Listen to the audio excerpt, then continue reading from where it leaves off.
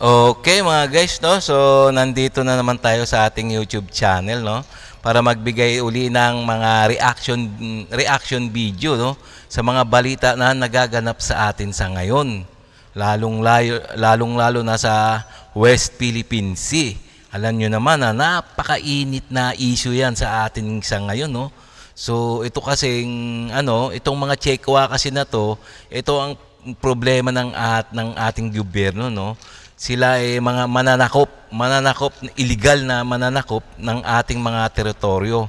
So itong ating bibigyan ng ito ang ating bibigyan ng reaction. Okay mga guys, so ngayon kung bago ka pa lang sa aking channel, please guys like and subscribe na lang muna bago tayo mag-umpisa. Okay?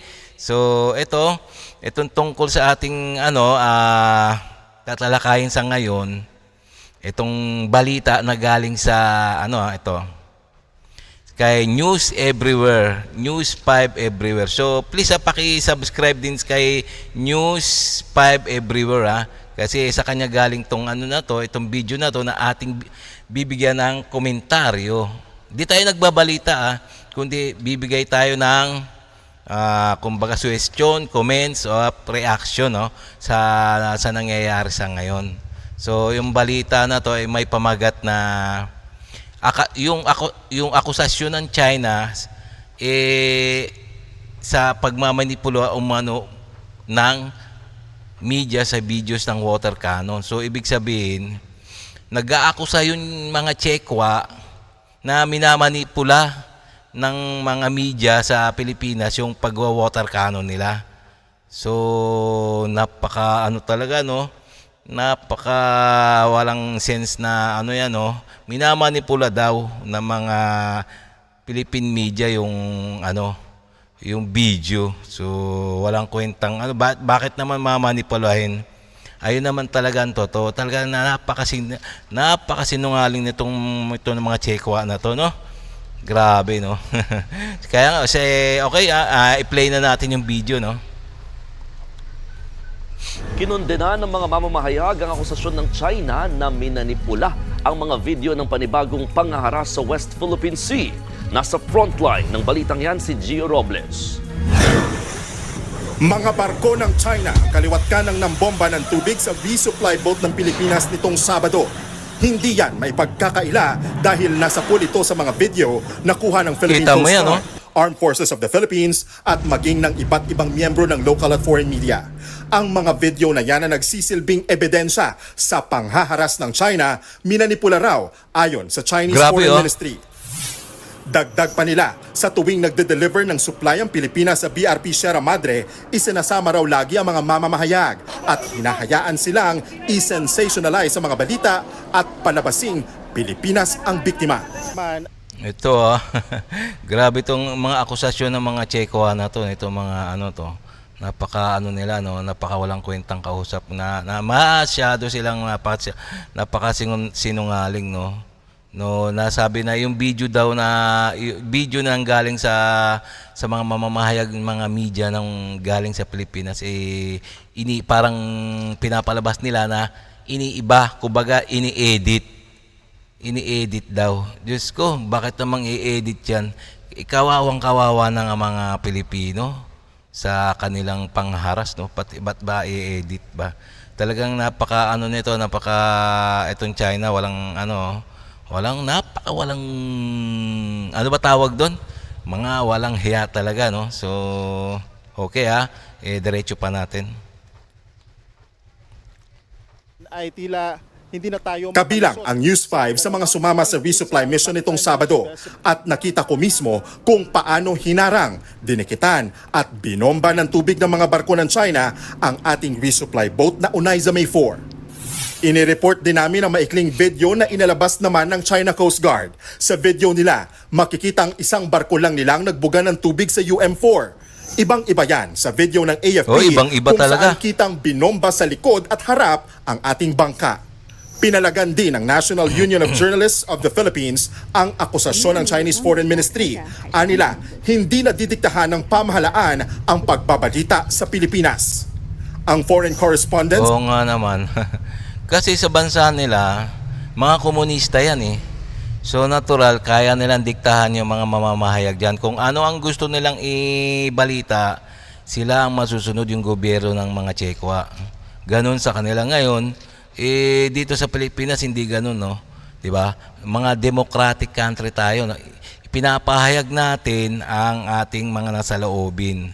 So kung ano yung nasa video, ayun na yung totoo.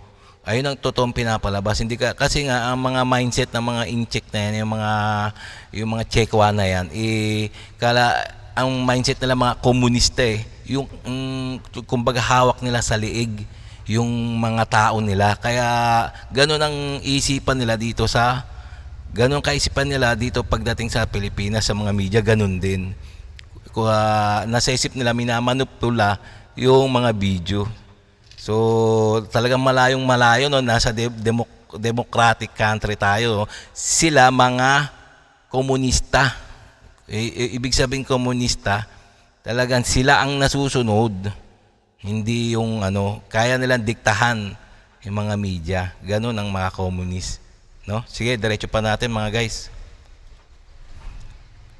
Association of the Philippines o FOCAP naman, tinawag na lantarang pagsisinungaling ang paratang ng China na minamanipula ang mga video. Insulto raw ito sa integridad ng mga mamamahayag. Tama. Nakakaalarma din daw ang tila pagtatangka ng China na busala ng independent press. O, kita mo? Bukod sa mga kuha ng media, patuloy rin sa pangaharas ng China ang karanasan ng mga mismong sakay ng UM4. Ayan kitang-kita oh. Ayan Napadasal nga raw sila ng maranasan ng pambobomba. Ayan daw 3 tauhan ng Philippine Navy ang sugatan dyan. Akala nga raw nila, katapusan na nila. Ang nangyari po kasi naman parang run for na kami. Kanya-kanyang tago. Nag-iwalay na kami. Ayon kay AFP Chief Romeo Bronner, ang water cannon attack ay ang pinaka-agresibo at pinakamapanganib na ikinilos ng China kumpara sa mga nakaraang resupply mission sa BRP Sierra Madre sa Ayungin Shoal. Yung pressure ng water was enough to throw one of our personnel yung tinamaan. Po natin alam yung objective talaga nung Chinese Coast Guard nung ginawa nila yon, ano. But the fact is malakas yung stream ng tubig na binuga ng kanilang water cannons. Sa kabila niyan, iginiit ng AFP Western Command na walang makakapigil sa pagpapatuloy ng resupply mission ng Pilipinas. Yun kita nyo naman, narinig nyo sa balita na walang makakapigil sa mga sundalo natin na makapag-resupply ng mga pagkain sa BRP Sierra Madre at sa mga iba pang mga istasyon sa West Philippine Sea. Walang makakapigil sa kanila. Kahit mga Tsekwa pa, kahit bombahin pa sila, kahit bombahin pa ng bombahin sila ng mga Tsekwa, okay lang daw sa kanila. Ayun parang ganun yung yung sinasabi nila. Parang ganun ang ibig sabihin, di ba? Walang makapigil kahit nandiyan pa yung Tsekwa, kahit bombahin tayo ng water cannon. Walang makapigil. Kasi magugutom pag hindi nag-resupply mission, magugutom yung mga bantay sa BRP Sierra Madre. Kaya ganun. So, di ba naman magpabomba basta't magampanan nila yung kanilang tungkulin sa Pilipinas. Ganun yun. So, talagang titiisin nila na bombahin na lang sila. So, parang ganun So, pwede rin kayo mag-comment dyan mga guys. Para kung ano yung nasa loobin nyo, okay lang. Okay? So, okay. Diretso natin. Balita mula sa Frontline, Gio Robles. Okay, tapos na pala yun. So, okay, ganun talaga, So, in other words, talagang dire-diretso talaga yung pagre-resupply mission sa West Philippine Sea. Sa lahat ng mga, bantay dagat o bantay teritoryo natin. Marami tayong bantay teritoryo, Mga military point dyan sa West Philippine Sea na kailangan supplyan ng pagkain. Sila mga frontliner laban sa mga manghihimasok sa ating bansa. Taga-tingin, taga-report. Yun. So, okay no, sana matiis pa na lang mga anak ng ating mga kasundalohan, tiisin pa nila yung pangbobomba, no, hanggang sa wakas, hanggang sa mga pagdesisyon ng ang Pilipinas kung anong gagawin. Magtiis muna silang bombahin, parang ganun ba? Okay, so hanggang dito na lang tayo mga guys, no? Kung nagustuhan nyo itong ganitong mga reaction video, please like and subscribe na lang muna sa ating channel bago tayo magtapos. Okay?